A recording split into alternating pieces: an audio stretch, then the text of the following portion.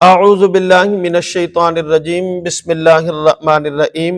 نماز کے جو داخلی فرائض ہیں اس میں سے پہلا فرض جو تکبیر تحریمہ ہے، اس کے ضروری مسائل کے ساتھ ہم کلپ نمبر 17 کے اندر ضروری مسائل لے کر ہم آپ کی خدمت میں حاضر ہیں۔ ہم تکبیر تحریمہ یعنی تکبیر اولیٰ کے ضروری مسائل پر بات کر رہے تھے، تو 7 مسئلے میں نے آپ کو پہلے بتائے تھے تکبیر تحریمہ کے، اور 8واں مسئلہ آپ تکبیر تحریمہ کا سماعت کریں کہ تکبیر تحریمہ میں اللہ اکبر کہنا واجب ہے۔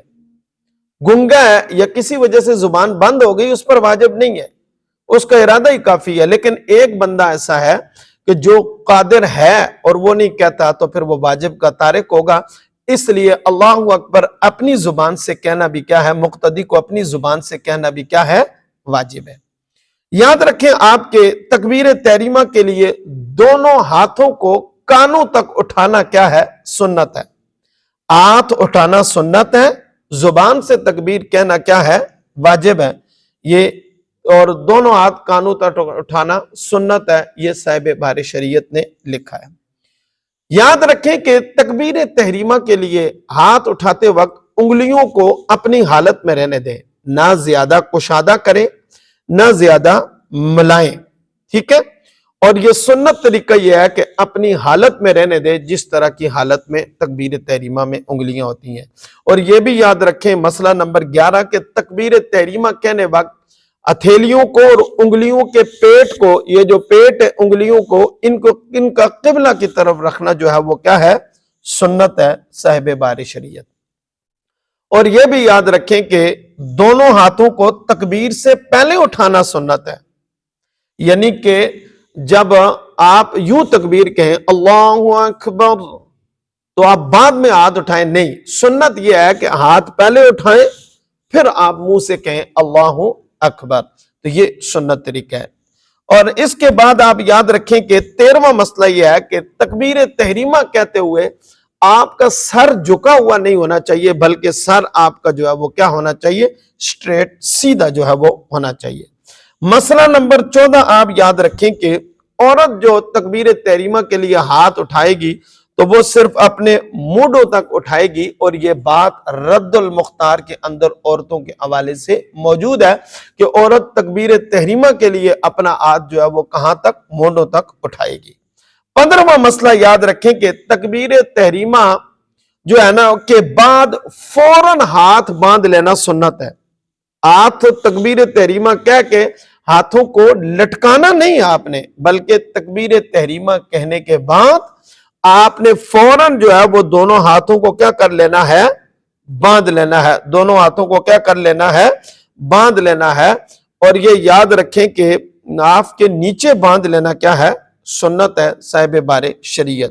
بعض لوگ یاد رکھیں کہ تکبیر کے وقت جو ہے وہ ہاتھ اوپر اٹھاتے ہیں اور پھر لٹکاتے ہیں اور لٹکا کر پھر ہاتھ باندھتے ہیں، تو ایسا کرنے سے جو ہے وہ اجتناب کرنا چاہیے۔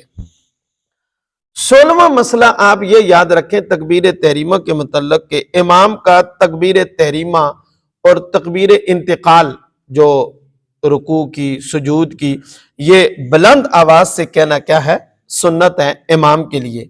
اگر کوئی شخص جو ہے کسی عذر کی وجہ سے، ریزن کی وجہ سے صرف ایک ہی ہاتھ کان تک اٹھا سکتا ہے تو اس ایک ہاتھ کو کان تک جو ہے وہ اٹھائے، دوسرا اٹھانا لازمی نہیں۔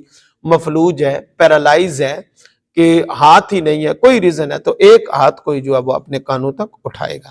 18واں مسئلہ یاد رکھیں کہ مقتدی اور اکیلا جو پڑھنے والا ہے تکبیر تحریمہ بلند آواز میں کہنے کی ضرورت نہیں، صرف اتنی آواز میں کہے جو ہے نا وہ کیا کہتے ہیں جس سے وہ خود جو ہے وہ سن سکے۔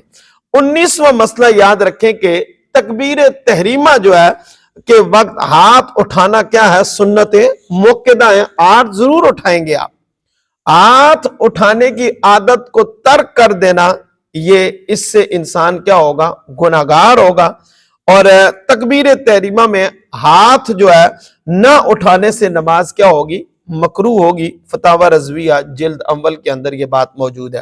اور تکبیر تحریمہ کا لاسٹ اور آخری مسئلہ 20واں آپ کے گوش گزار کرتا ہوں، اگر امام تکبیر انتقال یعنی اللہ اکبر بلند آواز میں کہنا بھول گیا اور اس نے آہستہ کہی ہے، اکثر ہو جاتا ہے، تو سنت کا تارک ہوا ہے، یعنی سنت اس سے رہ گئی ہے، کیونکہ اللہ اکبر پورا باواز بلند کہنا کیا تھا؟